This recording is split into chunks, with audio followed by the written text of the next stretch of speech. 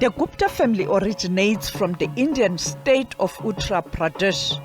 They came into the country as people who are here to invest. After years of staying in the country, they acquired South African passports and citizenship. As the law stands, they are South African citizens who deserve a passport. You will remember that there's a section, I forgot what section is it in the Constitution, just one small line that said no citizen can be deprived of their citizenship. In fact, when they went to court, they were using that part of the Constitution. So they are still citizens, and so they have a right to use South African passport. The only reason that we refused was when he was taking a new passport because that one was about to expire. And our defense in court was that this person is a fugitive. He can no longer enjoy the benefits which other citizens enjoy without accounting to the citizens of the country. And the judge agreed with us. But now that the Home Affairs Department has since made it known that granting them South African documents was not properly done. Remember, they got citizenship. They got citizenship of South Africa, which was eventually determined through Parliament that it was, they got it irregularly. And there's an official who was in Home Affairs who was punished for that.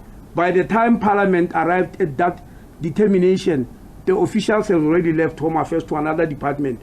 I personally wrote a letter in terms of the public service rules to that other department to say this person is responsible for giving the Guptas their citizenship early, blah, blah, blah. That's why now we change processes. If the Minister of Home Affairs decides to give you a citizenship before time, in other words, if he gives it faster than it's supposed to,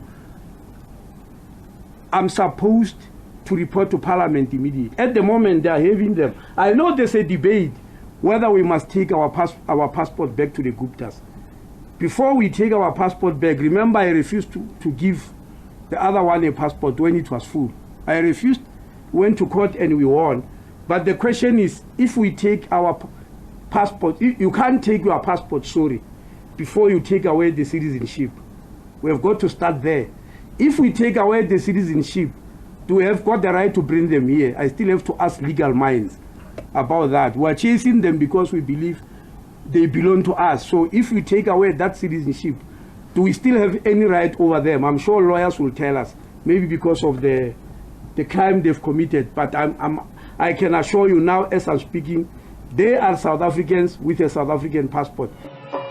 The international media recently reported that they are in and out of the Central African Republic.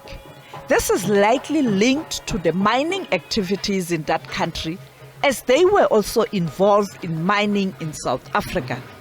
They have also been seen in Switzerland. This is what the Minister of Home Affairs had to say. Remember, it's only last week that we've heard that they are refusing to extradite them. The question is, what are we going to do with the documents they are having? The authorities in South Africa have requested an urgent meeting with their counterparts in the United Arab Emirates, which will include the Minister of Justice and his counterpart in the United Arab Emirates.